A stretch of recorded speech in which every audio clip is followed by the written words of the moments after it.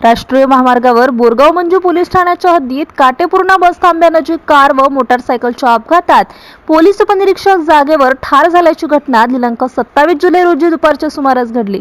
राजेंद्र मोरे असे अपघातातील मृत पोलीस उपनिरीक्षकांचे नाव आहे। या संदर्भात प्राप्त माहितीनुसार बोरगाव मंजू पोलीस ठाण्यात कार्यरत पोलीस उपनिरीक्षक राजेंद्र मदनराव मोरे वय 36 वर्ष हे बोरगाव मंजू पोलीस ठाण्यात गत फेब्रुवारी महिन्यात कर्तव्यावर आले होते। शनिवार दिनांक 27 जुलै रोजी आपल्या मोटारसायकल क्रमांक MH37 AB 4965 एका मार्ग तपास कामी गेले होते। तेथून परत पोलीस ठाण्यात येत असताना मूर्तिजापूरकडून अकोलाकडे जाणारी कार क्रमांक MH30 P2788 कार व मोटारसायकलचा अपघात झाला। या अपघातात पोलीस उपनिरीक्षक राजेंद्र मोरे हे गंभीर जखमी झाले। या घटनेची माहिती मिळताच ठाणेदार मनोज केदारे, पोलीस उपनिरीक्षक निलेश चाटे, हेड कॉन्स्टेबल मोहम्मद इरफान, सचिन सोनटक्के, योगेश काटकर, प्रदीप हिरतकर, गोपाल राठोड, अनिल आंबिलकर सह पोलिसांनी घटनास्थळी धाव घेतली।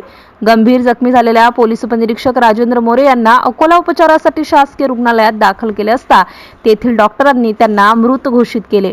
MCN न्यूज मराठी करिता काझी मेहंदी हसन, बाळापूर।